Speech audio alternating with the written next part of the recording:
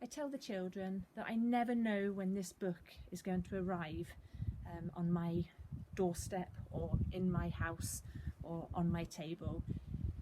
But I always know that when it does arrive, that it means I have had the call and I need to impart the story of the world of Oggs to children. Okay, I never know where it's been. I never know where it last was, where it's going. But it's always travelled far.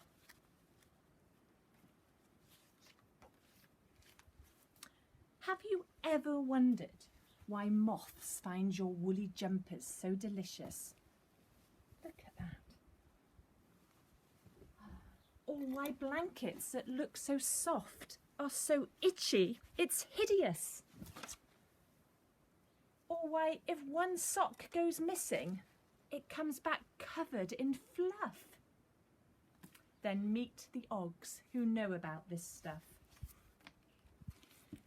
Yippee! It's the first day of the summer break, say the children before realising their mistake.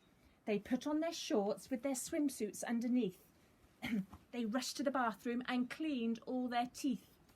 But looking out at the window at the horrible weather, they headed to the craft room to plan something together. Chatting excitedly, they opened the door, but were shocked by all the rubbish that was all over the floor. There were bags of plastic, tin, clothes and glass.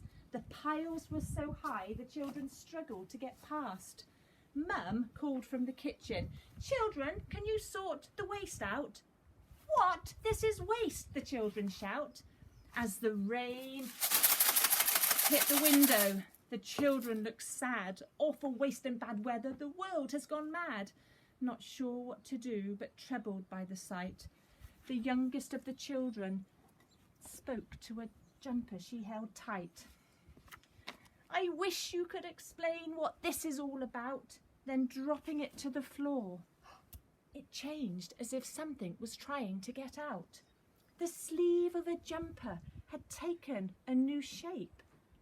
Mum entered the craft room and began to create. She cut, stitched and stretched, her hands working fast, and when showing the thing to the children, their faces were aghast. In high-pitched voices, "What is it?" they shout. "I am Mammoth. Hurry, there are others in there waiting to get out." Mum and the children in shock began working. They each took a jumper and released a something. Mammoth was always the first to get released. He originated from those great hairy mammoths that had long since ceased. He had worked with funny folk all through the ages. He had kept Ogg diaries, recording each of these phases. And this is his Ogg diary from the cavemen era, where he had recorded some of the pictures of things he had seen. The Ogg diary is a key part of the Oggs.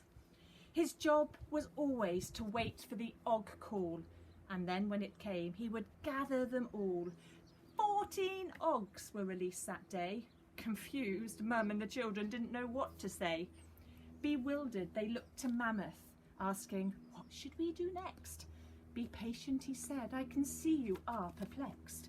A little old lady with striped cashmere tights had stood up on the remnants. It was a formidable sight. "Hello, I am Granny Annie, and we are the Oggs. You have released us all from these old bits and bobs." "Oggs? What's an Ogg?" the children query. Granny Annie turns to the Oggs, asking, "Who would like to explain it clearly?" A small mouse-like thing jumps up and shouts, "Please let me."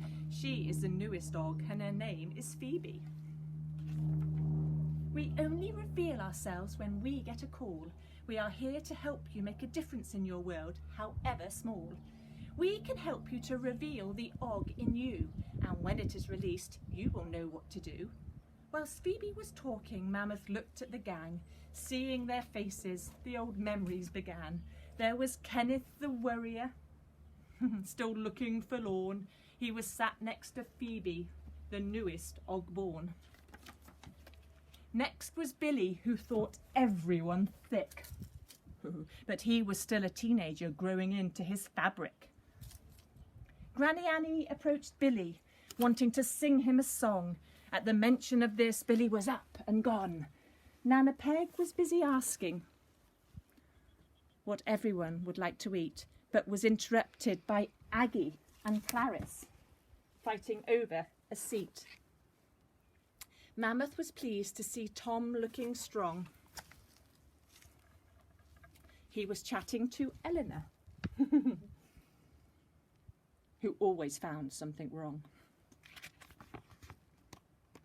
Oh, sorry. And as expected, Graham and Sylvie was sat talking together, commenting on the awful weather. Mammoth looked out of the window. The rain was pouring, reminding him of old Grandpa Duck's thunderous snoring. Hang on, thought Mammoth, we have a mystery. We are missing the coolest in all of Ogg history. Ah, there he is, Howie. The dude. I should have realised he would be looking for food. Mammoth was pleased to see Oggs and funny folk chat, but it was time to take charge, so he began to clap. Welcome, Oggs. Pleased you have all survived. These modern funny folk have such strange lives. What do you mean? Asked the children in tune. Well, look at this waist, said Mammoth, pointing around the room.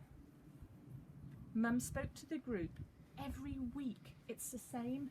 We go shopping and create more time and again. Don't fret, funny folk. We have made a good start. Now you should realise that you are to play a very big part. Despite their shock, Mum and the children ask, how? You can start with some transport. Go and have a look now. The children and Mum come back with this old case. Oh, look at this. Very, very old. We do open it. Mammoth is thrilled. Perfect. Now take us to your favourite place.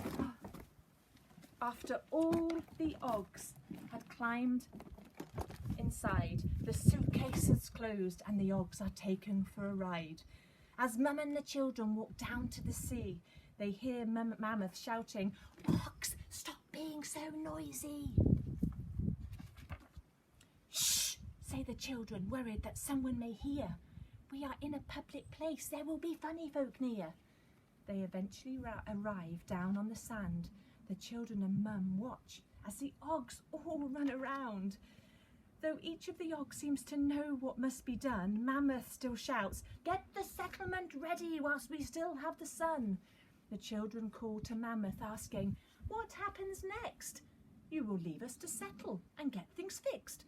But what if you need us? How will we know? Mammoth comes closer, talking to them as if they are slow. We have been around a lot longer than you. I think we know what we need to do. But what if you are in danger and need us to come? Mammoth smiles and looks across to Mum. Your mother will know when we need your help. I will send you an inkling, just come when it's felt. But when you come to view us from afar, we don't want other funny folk knowing where we are. But we are funny folk, the children suggest.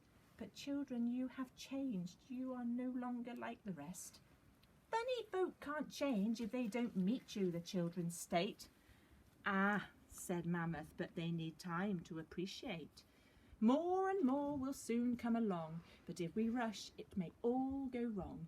Go home and think about what you now know. We will be fine, I can promise you so. Welcome to the world of Oggs.